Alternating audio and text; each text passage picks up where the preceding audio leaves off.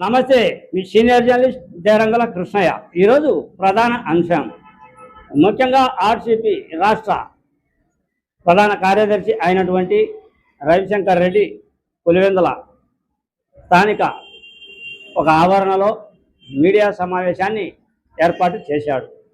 ఈ మీడియా సమావేశం ఉద్దేశం ఏమిటి అంటే, ముఖ్యంగా భారతీయ జనతా పార్టీ ప్రవేశపెట్టిన పార్లమెంటులో ప్రవేశపెట్టిన మహిళా రిజర్వేషన్ 33% అనే అంశం. ఈ అంశం కేవలం రాజకీయ క్రీడల్లో భాగంగా కొనసాగుతూ ఉంది అని, అటు తర్వాత ఈ రాజకీయ ప్రధానమంత్రి అయినటువంటి మోదీ రాజకీయ క్రీడల్లో భాగంగా ఒకవైపు నారా చంద్రబాబు నాయుడు, మరోవైపు జగన్మోహన్ రెడ్డి, అటు తర్వాత వీళ్ళంతా కూడా ఈ మోడీ కనుసన్నల్లోనే రాజకీయ క్రీడలో భాగంగా పాల్గొంటూ ఉన్నారు. మహిళా రిజర్వేషన్ పరిస్థితి మేము ఎప్పుడో సపోర్ట్ చేశాం. ఆ మహిళా రిజర్వేషన్ విషయానికి వస్తే, ప్రస్తుతం కొన్ని రకాల కారణాల వల్ల మోడీ పద్ధతి నచ్చక వామపక్షాలు అనేటివి సపోర్ట్ చేయలేదు. కానీ ఈ మహిళలకు ఈ వామపక్షాలు ఏదో ఆపోజిట్ చేస్తాయి అనే కోణంలో రాద్ధాంతం చేసే దిశ వైపు ప్రధానమంత్రి నరేంద్ర మోడీ వెళ్తూ ఉన్నట్టు సుస్పష్టంగా అర్థం అవుతూ ఉంది. ప్రస్తుత రాజకీయ క్రీడల్లో భాగంగా అంతా కూడా పరిస్థితుల ప్రకారం చూస్తే మహిళా రిజర్వేషన్కు ఎందుకు మిగతా పార్టీలు ఆపోజిట్ చేశాయి అనే అంశం ఇది ప్రజలకు తెలియాల్సి ఉంది అనే కోణంపై రవిశంకర్ రెడ్డి మాట్లాడాడు. ఈ వీడియోలో చూడండి. ఇలా భారత పార్లమెంటులో కేంద్ర ప్రభుత్వం 131వ రాజ్యాంగ సవరణ బిల్లుని ప్రవేశపెట్టింది. రాజ్యాంగ సవరణ బిల్లు ఓడిపోయింది. ఓడిపోయిన రోజు నుంచి బీజేపీ వెనకాలన్న ఆర్ఎస్ఎస్, బీజేపీతో అంటకాగిన రాజకీయ పార్టీలన్నీ మాకుమ్మడిగా మహిళా రిజర్వేషన్ బిల్లును ఓడించినారు అని ప్రచారం చేస్తా ఉన్నారు. కేంద్రంలోని బీజేపీ ప్రభుత్వం నిన్న పెట్టిన బిల్లుల్లో అసలు మహిళా రిజర్వేషన్ బిల్లే లేదు. 3 బిల్లులు పెట్టింది పార్లమెంట్లో. 3 బిల్లుల్లో కూడా మహిళా రిజర్వేషన్ బిల్లే అసలు పార్లమెంటు సభ్యులకు ఇచ్చినటువంటి ఏదైతే ఎజెండా నోటీస్ ఉంటుందో ఎజెండా నోటీస్లో రిజర్వేషన్ బిల్లే లేదు. పార్లమెంట్లోనే ఇంత అబద్ధాలని అసత్యాలని దేశ ప్రజలందరికీ వెదజల్లే ఒక దేశ ప్రధానమంత్రి, ఒక దేశ ప్రభుత్వం ఉండడం అన్నది అత్యంత అసహ్యకరమైంది. నువ్వు అసలు మహిళా రిజర్వేషన్ బిల్లు పార్లమెంటుకే తీసుకుపోకుండా దాన్ని ఓడించినారని ప్రచారం చేస్తున్నారు. ఓడిపోయిండేది 131వ రాజ్యాంగ సవరణ బిల్లు, ఓడిపోయిండేది డిమానిటైజేషన్ బిల్లు, ఓడిపోయిండేది కేంద్ర ప్రభుత్వం ఏమీ లేకుండా ఏ రకమైనటువంటి పద్ధతులు పాటించకుండా పెట్టిన 3 బిల్లులు ఓడిపోయినాయి. అంతే తప్ప అసలు మహిళా రిజర్వేషన్ బిల్లే పెట్టలే. ఇంకా విచిత్రమైనది, దుర్మార్గమైనది, అన్యాయమైంది ఏమిటంటే, మహిళా రిజర్వేషన్ బిల్లు ఆమోదించబడి 2023లో ఆమోదించబడింది. అది 2023 సెప్టెంబర్ 19వ తేదీన పార్లమెంటు ప్రత్యేక సమావేశం జరిపి మహిళా రిజర్వేషన్ బిల్లుని సెప్టెంబర్ 20వ తేదీన లోక్సభలో, సెప్టెంబర్ 21వ తేదీన రాజ్యసభలో ఆమోదింపజేసినారు.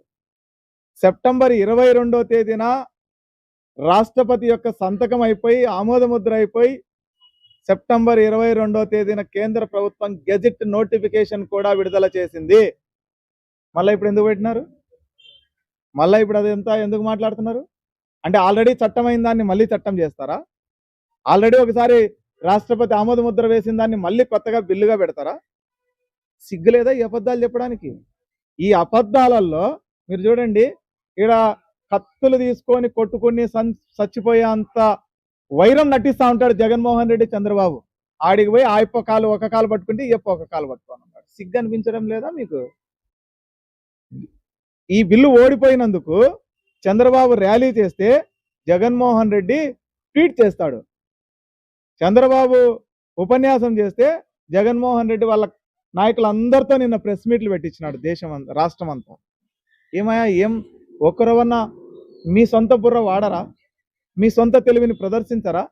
మోడీ అసలు మహిళా రిజర్వేషన్ బిల్లు ఆడుందని ముఖం మీద ఉయ్యాల్సింది పోయి మీరందరూ ఆయప్ప చెప్పిన దాన్ని పట్టుకొని ఇక్కడ ఊరేగుతారా? పవన్ కళ్యాణ్, చంద్రబాబు, జగన్మోహన్ రెడ్డి ముగ్గురు ఒకటే చెప్తారా? ఇక్కడికి వచ్చేసరికల్లా మేము కొట్టుకుంటున్నట్టు నటిస్తారా? ఎవరిని నమ్మిస్తున్నారు, ఎవరిని మోసం చేస్తున్నారు, ఎవరిని వంచిస్తున్నారు అని చెప్పి నేను అడుగుతా ఉన్నాను. అసలు మహిళా రిజర్వేషన్ బిల్లు సెప్టెంబరు 20వ తేదీన పార్లమెంటుకు వచ్చినప్పుడు 456 మంది సభ్యులు పార్లమెంట్లో ఉన్నారు. లోక్సభలో 454 మంది అనుకూలంగా ఓటేసినారు, 2 మాత్రం వ్యతిరేకంగా ఓటేసినారు. అయిపోయి తర్వాత మరుసటి రోజు 21వ తేదీ రాజ్యసభకు వచ్చినప్పుడు 246 మంది ఎంపీలు రాజ్యసభలో సీట్లో కూర్చున్నప్పుడు 246 మంది ఓటేసినారు దానికి అనుకూలంగా. వ్యతిరేకించింది ఎక్కడ? ప్రతిపక్షాల ఓట్లన్నీ కలిపితేనే ఆ సంఖ్య, ప్రతిపక్షాలందరూ సహకరిస్తేనే ఆ సంఖ్య, ప్రతిపక్షాలందరూ ఆమోద ముద్ర వేస్తేనే ఆ సంఖ్య. నీకు వ్యతిరేకించింది ఎక్కడ? మహిళల కంట కాంగ్రెస్ పార్టీ, వామపక్షాలు, డిఎంకే, తృణమూల్ కాంగ్రెస్, ప్రతిపక్ష కూటమి తీరని ద్రోహం చేసినాయంట. 2023లో ఆ రోజున్న శాసనసభ ఎన్నికల్లో గెలవడం కోసం అదరాబదరాగా ఇలాగనే ప్రత్యేక సమావేశాలు జరిపి ఆమోదముద్ర వేయించుకున్న మోడీ, అమిత్ షా 2026 దాకా ఎందుకు అమలు చేయలేదో చెప్పమని చెప్పి నేను అడుగుతా ఉన్నాను. 2024 పార్లమెంట్ ఎన్నికలప్పుడు ఏం చెప్పినారు? ఎన్నికలైపోయిన మరుక్షణమే జనగణన స్టార్ట్ చేస్తాము, డీలిమిటేషన్ స్టార్ట్ చేస్తాము, అప్పుడు మహిళా రిజర్వేషన్ బిల్లు ఆటోమేటిక్గా అమల్లోకి వస్తుందని చెప్పినారు. 2024 ఎలక్షన్లు అయిపోయినాయి, మీరు గెలిచినారు. 24 అయిపోయింది, 25 అయిపోయింది, 26 నడుస్తా ఉన్నది. మీరు జనగణన స్టార్ట్ చేయలేదు, డీలిమిటేషన్ స్టార్ట్ చేయలేదు, మహిళా రిజర్వేషన్ బిల్లు స్టార్ట్ చేయలేదు. మళ్ళీ 2026లో తమిళనాడు, బెంగాల్, కేరళ ఎలక్షన్లు వచ్చేసినాయి. ఈ ఎలక్షన్స్ అవసరం కోసం మళ్ళీ మహిళా రిజర్వేషన్ బిల్లు చుట్టూ నీచమైన, నికృష్టమైన, స్వార్థ రాజకీయ క్రినీడ ఆడుతున్నాడు మోడీ. ఆ క్రినీడలో భాగస్వాములు జగన్మోహన్ రెడ్డి, చంద్రబాబులు, పవన్ కళ్యాణ్లు. అంతే తప్ప మీకు స్వతంత్రత ఎక్కడుంది? మీరు స్వతంత్ర పార్టీలను ఎట్లా అనుకుంటున్నారు? మీరు ఒక పార్టీగా బతుకుతున్నారా అసలు అని చెప్పి అడుగుతున్నా నేను. మీది ఒక పార్టీ అనుకుంటున్నారా? మీది ఒక పార్టీనా? మీ పార్టీకి ఒక విధానం ఉన్నదా? మీ పార్టీకి ఒక స్వతంత్రత ఉన్నదా? ఏం చెప్తున్నారు ఈరోజు ప్రజలకి? అబద్ధాలన్నీ చెప్తున్నారా? మోడీ అబద్ధాలు ఆడమంటే ఆడుతున్నారు, మోడీని పలకమంటే పలుకుతున్నారు, మోడీ ఓటేయమంటే వేస్తున్నారు, మోడీ ఇది అసత్యమని, ఇది ప్రతిపక్షాల కుట్ర అని చెప్పండి అంటే చెప్పేస్తారా? ఓడిపోయిండేది 131వ రాజ్యాంగ సవరణ బిల్లు. ఈ రాజ్యాంగ సవరణ ఎందుకు చేయాలనుకున్నారు? డీలిమిటేషన్ చేయాలనుకున్నారు. డీలిమిటేషన్ చేయడానికి పద్ధతి ఏమి? 1975లో ఇందిరాగాంధీ 25 సంవత్సరాల పాటు డీలిమిటేషన్ చేయకుండా పార్లమెంటులో చట్టం చేసి, చట్ట సవరణ చేసి డీలిమిటేషన్ ఫ్రీ చేసినారు. మళ్ళీ వాజ్పేయి ఉన్నప్పుడు 2001లో మళ్ళీ 25 సంవత్సరాలు ఫ్రీజ్ చేసినారు. ఈ ఫ్రీజ్ని రివ్యూ చేయాలి. ఇప్పుడు నువ్వు ఈ ఫ్రీజ్ని తొలగించాలా? నువ్వు 2026కి తొలగించాలా? దానికి నువ్వు చట్టం చేయాల్సింది పోనిచ్చి అది వదిలేసి దాని చుట్టూ ఈ రాజకీయాన్ని నడుపుతున్నాడు. ఈ ఫ్రీజ్ని తొలగించే చట్టం నువ్వు ఆ బిల్లు ప్రవేశపెట్టకుండా ఏకంగా సీట్లు పెంచే బిల్లు ప్రవేశపెట్టినావు. సీట్లు పెంచడానికి సీట్లు ఎట్లా పెంచుతావు నువ్వు? ఇప్పుడు నువ్వేమన్నావు? ఈ బిల్లులో కూడా మళ్ళా కుట్ర ఏమిటంటే, ముందు ఏం చెప్పినాడు? అందరికి కనపడేటట్టుగా పేపర్లు ఏమనిందంటే, దక్షిణాది రాష్ట్రాలకు ఏమీ అన్యాయం జరగదు, ఉన్న సీట్లలో 50% సీట్లు పెంచుతాము, ఇంకా ఆంధ్రప్రదేశ్, తమిళనాడుకి ఇంకొక 0.5% సీట్లు పెంచుతాము అని చెప్పినాడు. అది ఎందుకు బిల్లులో లేదు? ఆ ప్రతిపాదన ఎందుకు బిల్లులో లేదు? ఆ బిల్లులో ఎందుకు లేదని ప్రతిపక్షాలు ప్రశ్నించినప్పుడు అమిత్ షా ఉపన్యాసం చేసేటప్పుడు ఏం చెప్తాడు? మీరందరూ అంగీకరిస్తే ఈ పార్లమెంటుకి నేను హామీ ఇస్తాను అంటాడు. మీరిచ్చిన హామీనే ప్రత్యేక హోదా అమలు చేశారా? మీరిచ్చిన హామీనే కడప ఉక్కు అమలు చేశారా? మీరిచ్చిన హామీనే వెనుకబడిన ప్రాంతాల ప్రత్యేక ప్యాకేజ్ అమలు చేశారా రాయలసీమకి?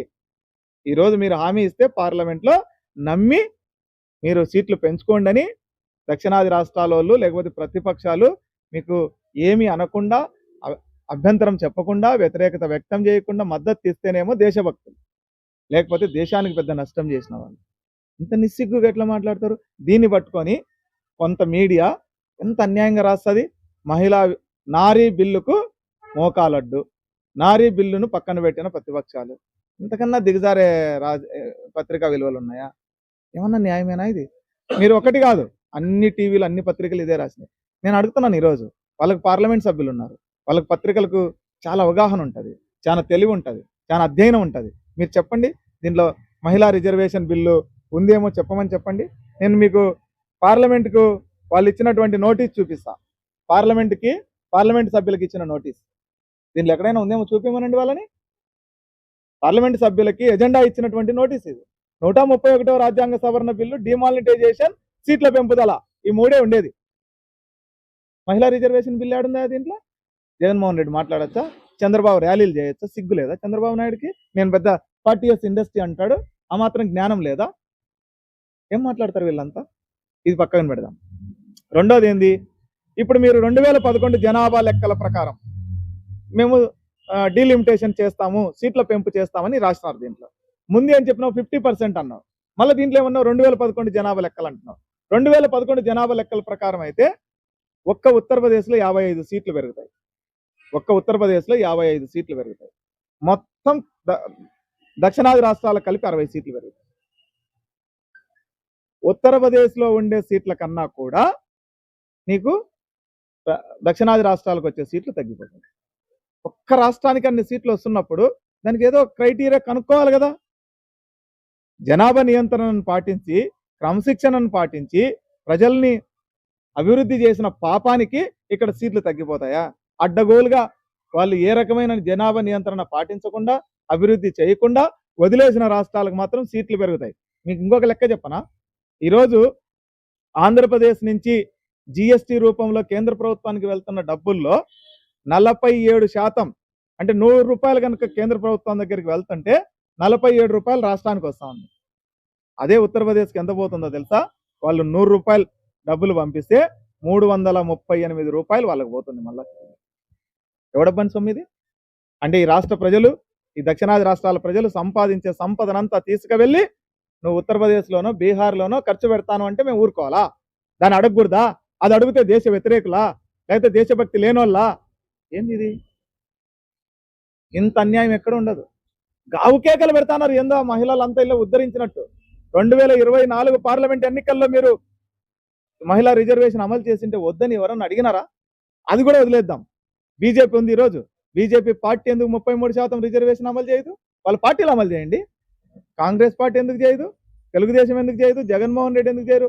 ఈ రోజుటికి అన్ని పార్టీలు కలిపి 15% మాత్రమే మహిళలకు ఇస్తారు. మీరు కూడా ఈరోజు మహిళల గురించి మాట్లాడితే ఎట్లా? ఎందుకు? బిల్కొన్ బాసు మహిళల రేప్ కేసును గురించి విడుదల చేసిన వాళ్ళని సన్మానించిన ఆర్ఎస్ఎస్, లేకపోతే హత్రాస్లో పూజారితో పాటు ఆ గుడిలోకి పోయి అత్యాచారం చేస్తే వాళ్ళకి స్వాగతం పలికి పెరోలు ఇప్పించినటువంటి బీజేపీ ఆర్ఎస్ఎస్ మహిళల గురించి మాట్లాడచ్చా? అసలు మీకు అర్హత ఉన్నదా? మీకు హక్కు ఉన్నదా? మీకు అసలు ఏమాత్రం మహిళల పట్ల గౌరవం ఉన్నదా?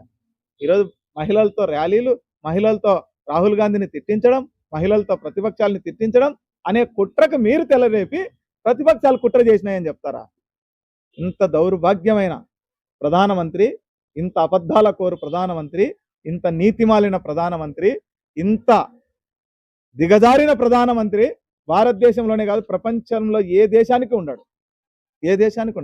మన కర్మ ఇది.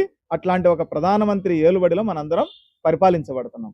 అతనికి బానిసలుగా బతుకుతున్న పార్టీల నాయకుల నాయకత్వాన ఈ రాష్ట్రం ఉంది అన్నదానికి చాలా సిగ్గుపడుతున్నా. నేను చాలా తలదించుకునే కార్యక్రమం ఈరోజు ఈ రాష్ట్రంలో ప్రజలందరూ, మహిళలందరూ. ఎందుకంటే గొప్ప చైతన్యానికి ప్రతీక ఉమ్మడి ఆంధ్రప్రదేశ్, గొప్ప భావోద్వేలకు ప్రతీక ఆంధ్రప్రదేశ్, ఎన్నో గొప్ప గొప్ప నాయకులను అందించినటువంటి నేల ఆంధ్రప్రదేశ్, ప్రధానమంత్రులను, ముఖ్యమంత్రులను, ఈ దేశానికి ఎంతో మంది రాష్ట్రపతులను అందించిన నేల ఇది. అట్లాంటి నేల మీద చంద్రబాబు, జగన్మోహన్ రెడ్డి, పవన్ కళ్యాణ్ లాంటి బానిస మనస్తత్వం ఉన్న నాయకుల ఆధ్వర్యంలో నడుస్తున్న పార్టీల కింద